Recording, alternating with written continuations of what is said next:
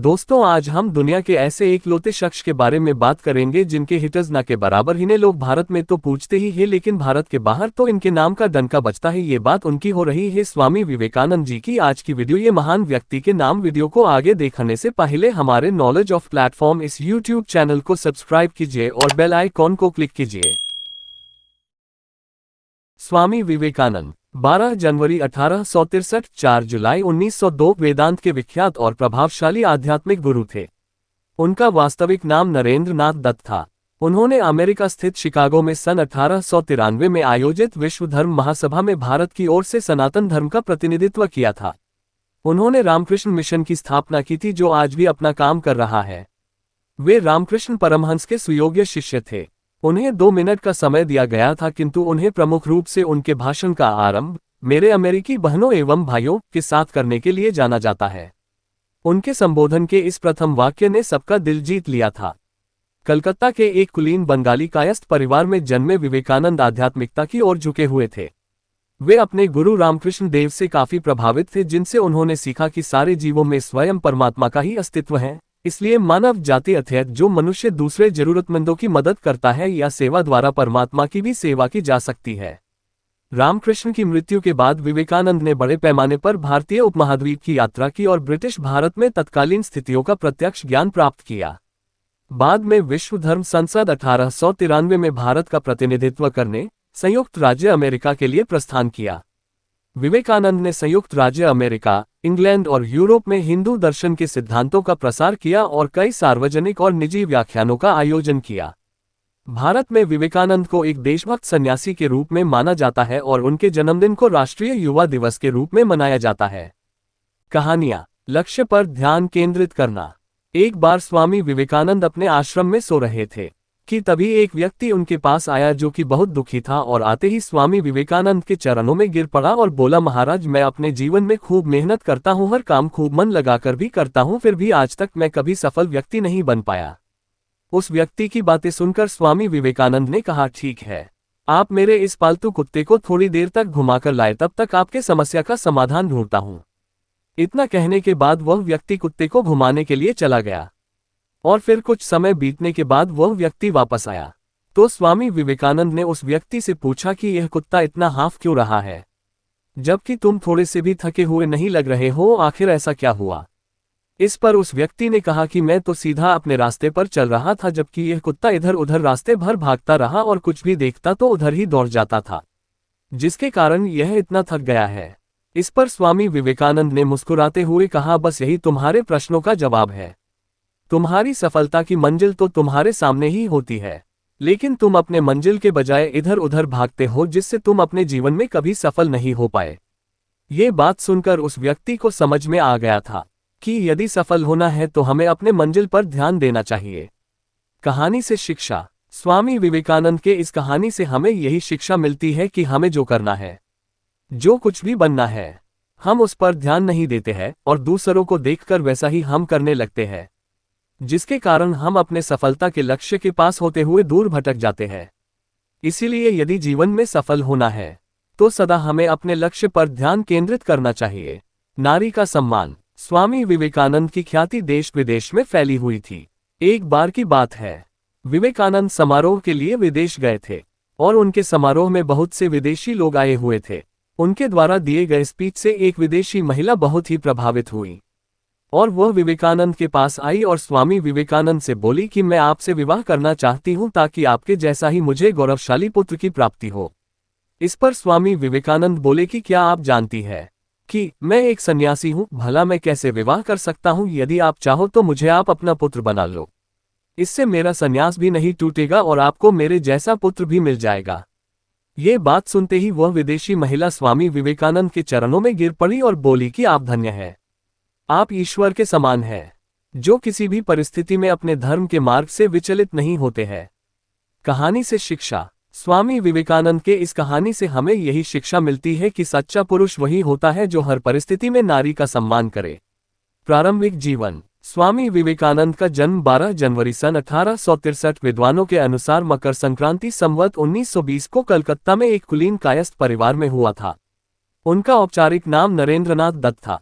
पिता विश्वनाथ दत्त कलकत्ता हाईकोर्ट के एक प्रसिद्ध वकील थे। दुर्गाचरण दत्ता, नरेंद्र के दादा, संस्कृत और फारसी के विद्वान थे। उन्होंने अपने परिवार को 25 वर्ष की आयु में छोड़ दिया और एक साधु बन गए। उनकी माता भुवनेश्वरी देवी धार्मिक विचारों की महिला थी। उनका अधिकांश समय भगवान शिव की पूजा अर्चना में व्यतीत होता था। नरेंद्र के पिता और उनकी मां के धार्मिक, प्रगतिशील व तर्कसंगत रवैया ने उनकी सोच और व्यक्तित्व को आकार देने में सहायता की। बचपन से ही नरेंद्र अत्यंत कुशाग्र बुद्धि के तो थे ही नटखट भी थे। अपने साथी बच्चों के साथ वे खूब शरारत करते और मौका मिलने पर अपने अध्यापकों के साथ भी शरारत करने से नहीं चूकते थे।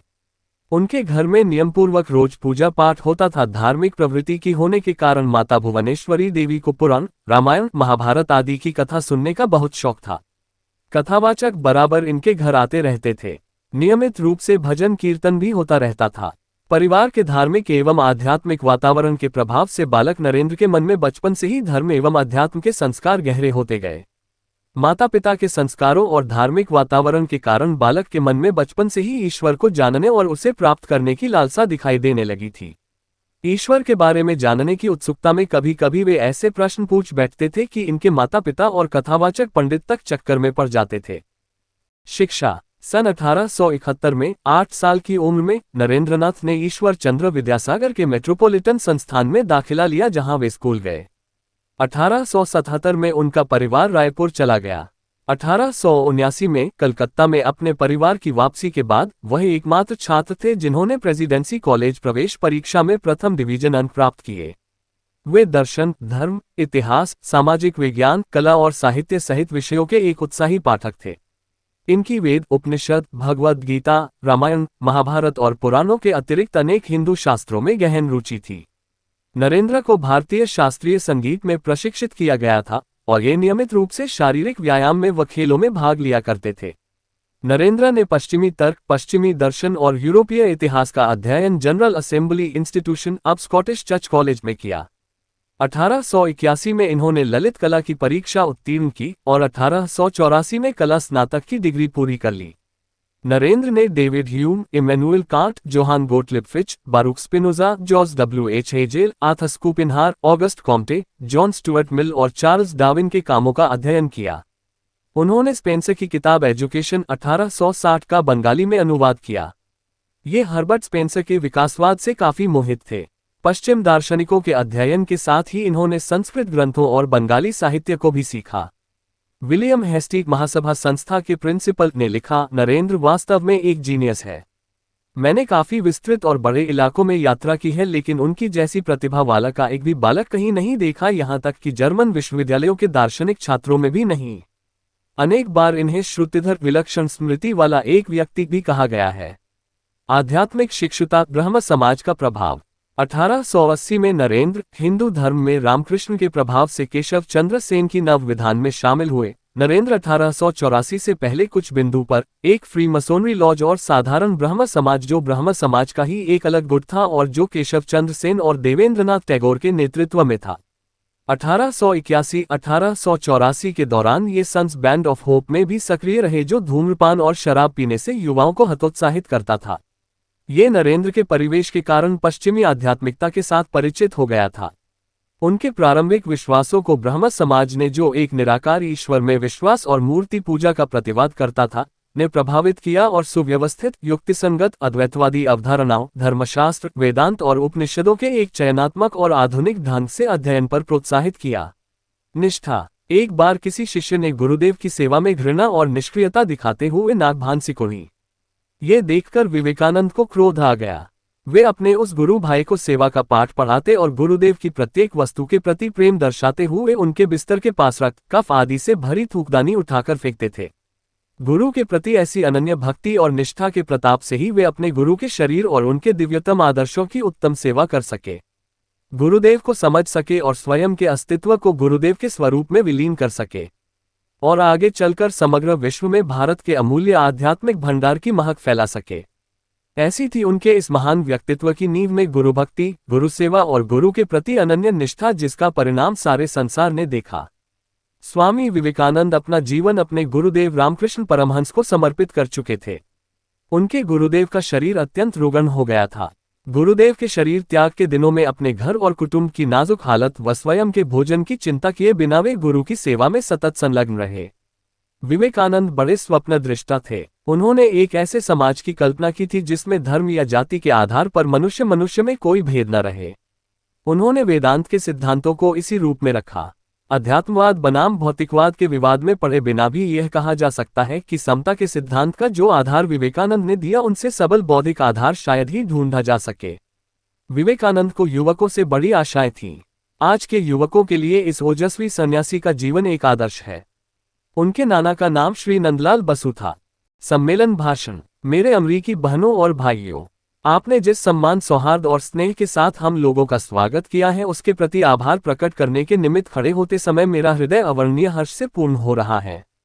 संसार में सन्यासियों की सबसे प्राचीन परंपरा की ओर से मैं आपको धन्यवाद देता हूँ, धर्मों की माता की ओर से धन्यवाद देता हूँ और सभी संप्रदायों एवं मतों के कोटि कोटि हिंदुओं की ओर से भी धन्यवाद देता हूँ। मैं इस मंच पर से बोलने वाले उन कतिपय वक्ताओं के प्रति भी धन्यवाद ज्ञापित करता हूं जिन्होंने प्राची के प्रतिनिधियों का उल्लेख करते समय आपको ये बतलाया है कि सुदूर देशों के ये लोग सहिष्णुता का भाव विविध देशों में प्रचारित करने के गौरव का दावा कर सकते हैं। मैं एक ऐसे धर्म का अनुयायी होने में गर्व का अनुभव करता हूं जिसने संसार को सहिष्णुता तथा सार्वभौम स्वीकृत दोनों की ही शिक्षा दी है। हम लोग सब धर्मों के प्रति केवल सहिष्णुता में ही विश्वास नहीं करते वरन समस्त धर्मों को सच्चा मानकर स्वीकार करते हैं। मुझे ऐसे देश का व्यक्ति होने का अभिमान है जिसने इस पृथ्वी के समस्त धर्मों और देशों के उत्पीड़ितों और शरणार्थियों को आश्रय दिया है। मुझे आपको ये बतलाते हुए गर्व होता है कि हमने अपने वक्ष में उन यहूदियों के विशुद्धतम अवशिष्ट को स्थान दिया था जिन्होंने दक्षिण भारत आकर उसी वर्ष शरण ली थी जिस वर्ष उनका पवित्र मंदिर रोमन जाति के अत्याचार से धूल में मिला दिया गया था। ऐसे धर्म का अनुयायी होने में मैं गर्व का अनुभव करता हूँ जिसने महान जरथुष्ट जाति के अवशिष्ट अंश को शरण दी और जिसका पालन वह अब तक कर रहा है। भाइयों, मैं आप लोगों को एक स्तोत्र की कुछ पंक्तियां सुनाता हूं जिसकी आवृत्ति मैं बचपन से कर रहा हूं और जिसकी आवृत्ति प्रतिदिन लाखों मनुष्य किया करते हैं। रुचिना वैचित्र्याद्रिजुकुटिल नाना पथ हुशाम नृणामे को गम्यस्त्वमसी पैसा मर्णवे। अर्थात जैसे विभिन्न नदियां भिन्न भिन्न स्रोतों से निकलकर समुद्र में मिल जाती हैं उसी प्रकार हे प्रभु भिन्न भिन्न रुचि के अनुसार विभिन्न टेढ़े मेढ़े अथवा सीधे रास्ते से जाने वाले लोग अंत में तुझ में ही आकर मिल जाते हैं। ये सभा जो अभी तक आयोजित सर्वश्रेष्ठ पवित्र सम्मेलनों में से एक है स्वतः ही गीता के इस अद्भुत उपदेश का प्रतिपादन एवं जगत के प्रति उसकी घोषणा करती है। ये यथा मां प्रपद्यन्ते तांस्तैव भजाम्यहम् मम वर्तमानुवर्तन्ते मनुष्याः पार्थ सर्वशः। अर्थात जो कोई मेरी ओर आता है चाहे किसी प्रकार से हो मैं उसको प्राप्त होता हूँ। लोग भिन्न मार्ग द्वारा प्रयत्न करते हुए अंत में मेरी ही ओर आते हैं। सांप्रदायिकता, अधर्मिता और उनकी विभत्स वंशधर धर्मांधता इस सुंदर पृथ्वी पर बहुत समय तक राज्य कर चुकी हैं। वे पृथ्वी को हिंसा से भरती रही हैं व उसको बारंबार मानवता के रक्त से नहलाती रही हैं, सभ्यताओं को ध्वस्त करती हुई पूरे के पूरे देशों को निराशा के गर्त में डालती रही हैं। यदि ये विभत्स दानवी शक्तियां न होती तो मानव समाज आज की अवस्था से कहीं अधिक उन्नत हो गया होता। पर अब उनका समय आ गया है और मैं आंतरिक रूप से आशा करता हूं कि आज सुबह इस सभा के सम्मान में जो घंटा ध्वनि हुई है वह समस्त धर्मांधता का, तलवार या लेखनी के द्वारा होने वाले सभी उत्पीड़नों का तथा एक ही लक्ष्य की ओर अग्रसर होने वाले मानवों की पारस्परिक कटुता का मृत्यु निनाद सिद्ध हो। यात्राएं। 25 वर्ष की अवस्था में नरेंद्र ने गेरुआ वस्त्र धारण कर लिए थे। तत्पश्चात उन्होंने पैदल ही पूरे भारतवर्ष की यात्रा की। विवेकानंद ने 31 मई 1893 को अपनी यात्रा शुरू की और जापान के कई शहरों Nagasaki, Kobe, Yokohama, Osaka, Kyoto और टोक्यो समेत का दौरा किया। चीन और कनाडा होते हुए अमेरिका के शिकागो पहुंचे। सन 1893 में शिकागो, अमेरिका में विश्व धर्म परिषद हो रही थी। स्वामी विवेकानंद उसमें भारत के प्रतिनिधि के रूप में पहुंचे। यूरोप, अमेरिका के लोग उस समय पराधीन भारतवासियों को बहुत हीन दृष्टि से देखते थे। वहां लोगों ने बहुत प्रयत्न किया कि स्वामी विवेकानंद को सर्वधर्म परिषद में बोलने का समय ही न मिले, परंतु एक अमेरिकन प्रोफेसर के प्रयास से उन्हें थोड़ा समय मिला। उस परिषद में उनके विचार सुनकर सभी विद्वान चकित हो गए। फिर तो अमेरिका में उनका अत्यधिक स्वागत हुआ। वहां उनके भक्तों का एक बड़ा समुदाय बन गया। 3 वर्ष वे अमेरिका में रहे और वहां के लोगों को भारतीय तत्वज्ञान की अद्भुत ज्योति प्रदान की। उनकी वक्तृत्व शैली तथा ज्ञान को देखते हुए वहां के मीडिया ने उन्हें साइक्लोनिक हिंदू का नाम दिया। अध्यात्म विद्या और भारतीय दर्शन के बिना विश्वनाथ हो जाएगा, ये स्वामी विवेकानंद का दृढ़ विश्वास था। अमेरिका में उन्होंने रामकृष्ण मिशन की अनेक शाखाएं स्थापित की। अनेक अमरीकी विद्वानों ने उनका शिष्यत्व ग्रहण किया। वे सदा अपने को गरीबों का सेवक कहते थे। भारत के गौरव को देश देशांतर में उज्ज्वल करने का उन्होंने सदा प्रयत्न किया। विवेकानंद का योगदान तथा महत्व। स्वामी विवेकानंद का जीवन परिचय बताता है कि 39 वर्ष के संक्षिप्त जीवन काल में स्वामी विवेकानंद जो काम कर गए वे आने वाली अनेक शताब्दियों तक पीढ़ियों का मार्गदर्शन करते रहेंगे। 30 वर्ष की आयु में स्वामी विवेकानंद ने शिकागो, अमेरिका के विश्व धर्म सम्मेलन में हिंदू धर्म का प्रतिनिधित्व किया और उसे सार्वभौमिक पहचान दिलवाई। गुरुदेव रवींद्रनाथ ठाकुर ने एक बार कहा था, यदि आप भारत को जानना चाहते हैं तो विवेकानंद को पढ़िए। उनमें आप सब कुछ सकारात्मक ही पाएंगे, नकारात्मक कुछ भी नहीं। रोमा रोला ने उनके बारे में कहा था, उनके द्वितीय होने की कल्पना करना भी असंभव है।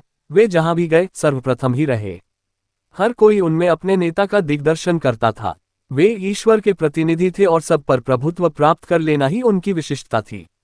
हिमालय प्रदेश में एक बार एक अनजान यात्री उन्हें देख ठिठक कर रुक गया और आश्चर्यपूर्वक चिल्ला उठा, शिव।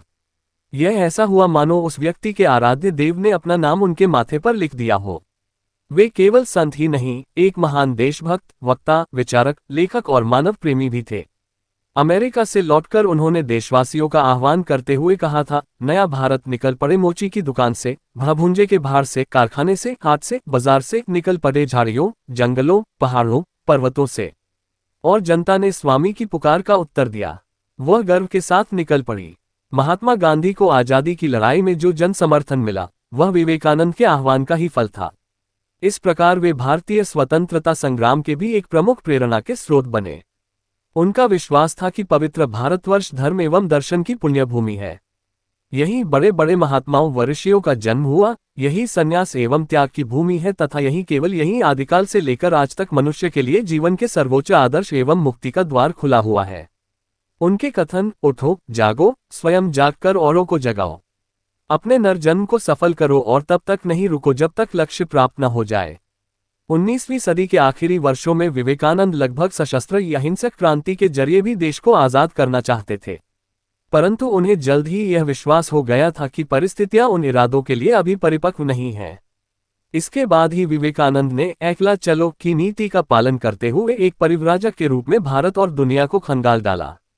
उन्होंने कहा था कि मुझे बहुत से युवा सन्यासी चाहिए जो भारत के ग्रामों में फैलकर देशवासियों की सेवा में खप जाएं। उनका ये सपना पूरा नहीं हुआ। विवेकानंद पुरोहितवाद, धार्मिक आडंबरों, कठमुल्लापन और रूढ़ियों के सख्त खिलाफ थे। उन्होंने धर्म को मनुष्य की सेवा के केंद्र में रखकर ही आध्यात्मिक चिंतन किया था। उनका हिंदू धर्म अटपटा, लिजलिजा और वायवीय नहीं था। उन्होंने यह विद्रोही बयान दिया था कि इस देश के 33 करोड़ भूखे, दरिद्र और कुपोषण के शिकार लोगों को देवी देवताओं की तरह मंदिरों में स्थापित कर दिया जाए और मंदिरों से देवी देवताओं की मूर्तियों को हटा दिया जाए। उनका ये कालजयी आह्वान 21वीं सदी के पहले दशक के अंत में एक बड़ा प्रश्नवाचक चिन्ह खड़ा करता है। उनके इस आह्वान को सुनकर पूरे पुरोहित वर्ग की घिघी बढ़ गई थी। आज कोई दूसरा साधु तो क्या सरकारी मशीनरी भी किसी अवैध मंदिर की मूर्ति को हटाने का जोखिम नहीं उठा सकती। विवेकानंद के जीवन की अंतर्लय यही थी कि वे इस बात से आश्वस्त थे कि धरती की गोद में यदि ऐसा कोई देश है जिसने मनुष्य की हर तरह की बेहतरी के लिए ईमानदार कोशिशें की हैं, तो वह भारत ही है। उन्होंने पुरोहितवाद, ब्राह्मणवाद, धार्मिक कर्मकांड और रूढ़ियों की खिल्ली भी उड़ाए और लगभग आक्रमणकारी भाषा में ऐसी विसंगतियों के खिलाफ युद्ध भी किया। उनकी दृष्टि में हिंदू धर्म के सर्वश्रेष्ठ चिंतकों के विचारों का निचोड़ पूरी दुनिया के लिए अब भी ईर्ष्या का विषय है। स्वामी ने संकेत दिया था कि विदेशों में भौतिक समृद्धि तो है और उसकी भारत को जरूरत भी है, लेकिन हमें याचक नहीं बनना चाहिए। हमारे पास उससे ज्यादा बहुत कुछ है जो हम पश्चिम को दे सकते हैं और पश्चिम को उसकी बेसाख्ता जरूरत है। यह स्वामी विवेकानंद का अपने देश की धरोहर के लिए दंभ या बड़बोलापन नहीं था। यह एक वेदांती साधु की भारतीय सभ्यता और संस्कृति की तटस्थ, वस्तुपरक और मूल्यगत आलोचना थी। 20वीं सदी के इतिहास ने बाद में उसी पर मुहर लगाई।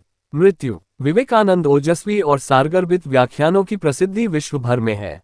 जीवन के अंतिम दिन उन्होंने शुक्ल यजुर्वेद की व्याख्या की और कहा, एक और विवेकानंद चाहिए, ये समझाने के लिए कि इस विवेकानंद ने अब तक क्या किया है। उनके शिष्यों के अनुसार जीवन के अंतिम दिन 4 जुलाई 1902 को भी उन्होंने अपनी ध्यान करने की दिनचर्या को नहीं बदला और प्रातः 2-3 घंटे ध्यान किया और ध्यानावस्था में ही अपने ब्रह्मरंध्र को भेद कर महासमाधि ले ली। बेलूर में गंगा तट पर चंदन की चिता पर उनकी अंत्येष्टि की गई। इसी गंगा तट के दूसरी ओर उनके गुरु रामकृष्ण परमहंस का 16 वर्ष पूर्व अंतिम संस्कार हुआ था।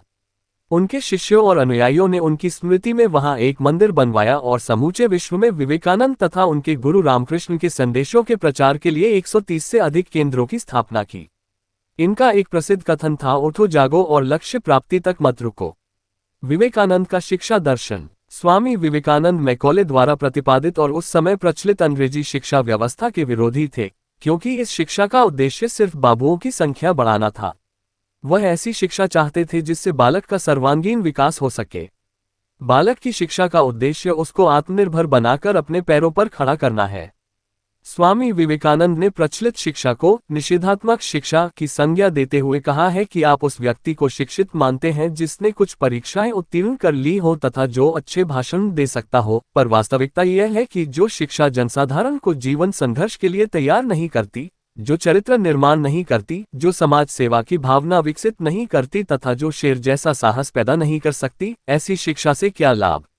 अतः स्वामी सैद्धांतिक शिक्षा के पक्ष में नहीं थे, वे व्यवहारिक शिक्षा को व्यक्ति के लिए उपयोगी मानते थे। व्यक्ति की शिक्षा ही उसे भविष्य के लिए तैयार करती है, इसलिए शिक्षा में उन तत्वों का होना आवश्यक है जो उसके भविष्य के लिए महत्वपूर्ण हो। स्वामी विवेकानंद के शब्दों में, तुमको कार्य के सभी क्षेत्रों में व्यवहारिक बनना पड़ेगा। सिद्धांतों के ढेरों ने संपूर्ण देश का विनाश कर दिया है। स्वामी शिक्षा द्वारा लौकिक एवं पारलौकिक दोनों जीवन के लिए तैयार करना चाहते हैं। लौकिक दृष्टि से शिक्षा के संबंध में उन्होंने कहा है कि हमें ऐसी शिक्षा चाहिए जिससे चरित्र का गठन हो, मन का बल बढ़े, बुद्धि का विकास हो और व्यक्ति स्वावलंबी बने। पारलौकिक दृष्टि से उन्होंने कहा है कि शिक्षा मनुष्य की अंतर्निहित पूर्णता की अभिव्यक्ति है। स्वामी विवेकानंद के शिक्षा दर्शन के आधारभूत सिद्धांत संपादित करें। स्वामी विवेकानंद के शिक्षा दर्शन के आधारभूत सिद्धांत निम्नलिखित हैं। 1. शिक्षा ऐसी हो जिससे बालक का शारीरिक, मानसिक एवं आत्मिक विकास हो सके।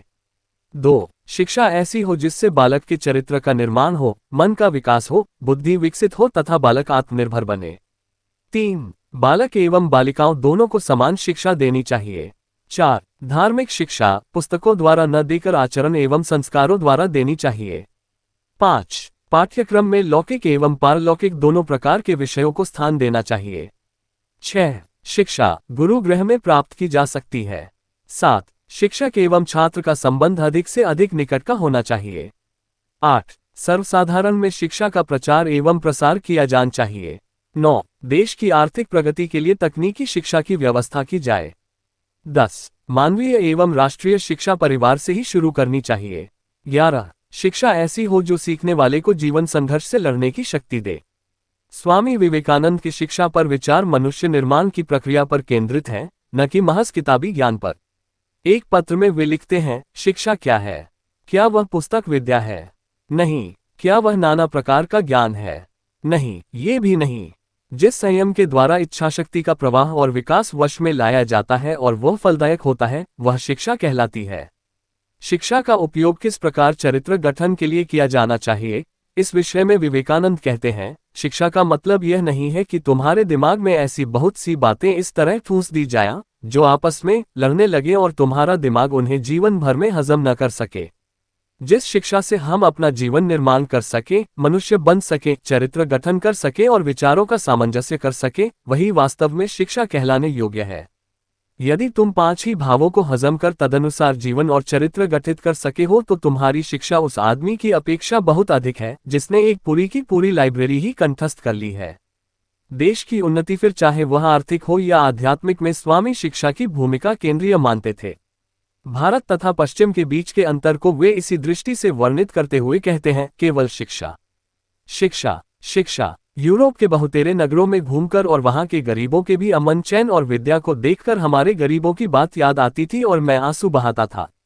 यह अंतर क्यों हुआ? उत्तर पाया, शिक्षा। स्वामी विवेकानंद का विचार था कि उपयुक्त शिक्षा के माध्यम से व्यक्तित्व विकसित होना चाहिए और चरित्र की उन्नति होनी चाहिए। सन 1900 में लॉस एंजल्स, कैलिफोर्निया में दिए गए एक व्याख्यान में स्वामी यही बात सामने रखते हैं, हमारी सभी प्रकार की शिक्षाओं का उद्देश्य तो मनुष्य के इसी व्यक्तित्व का निर्माण होना चाहिए, परंतु इसके विपरीत हम केवल बाहर से पालिश करने का ही प्रयत्न करते हैं।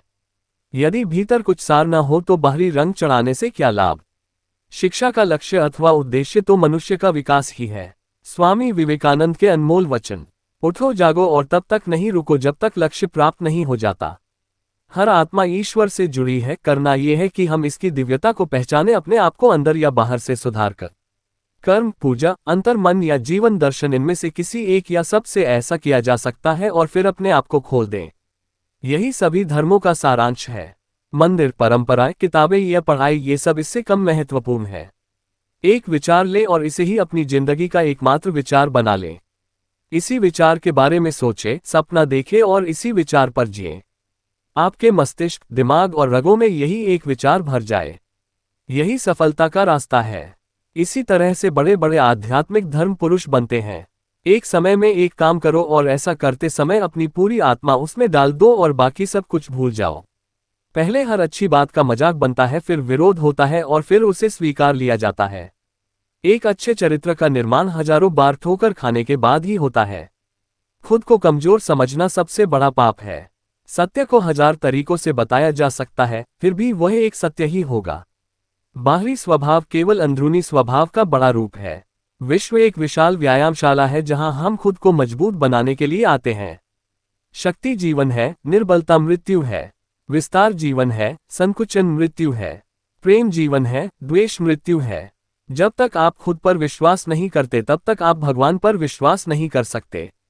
जो कुछ भी तुमको कमजोर बनाता है, शारीरिक, बौद्धिक या मानसिक, उसे जहर की तरह त्याग दो।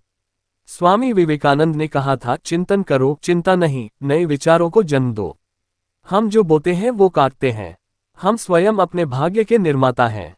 महत्वपूर्ण तिथियां: 12 जनवरी 1863 कलकत्ता में जन्म। 1879 प्रेसिडेंसी कॉलेज कलकत्ता में प्रवेश। 1880 जनरल असेंबली इंस्टीट्यूशन में प्रवेश। नवंबर 1881 रामकृष्ण परमहंस से प्रथम भेंट। 1882-86 रामकृष्ण परमहंस से संबद्ध। 1884 स्नातक परीक्षा उत्तीर्ण, पिता का स्वर्गवास। 1885 रामकृष्ण परमहंस की अंतिम बीमारी। 16 अगस्त 1886 रामकृष्ण परमहंस का निधन। 1886 वराहंगा मठ की स्थापना। 26 जुलाई 1900 यूरोप रवाना। 24 अक्टूबर 1900 वियना, हंगरी, कुस्तुनतुनिया, ग्रीस, मिस्र आदि देशों की यात्रा। 26 नवंबर 1900 भारत रवाना।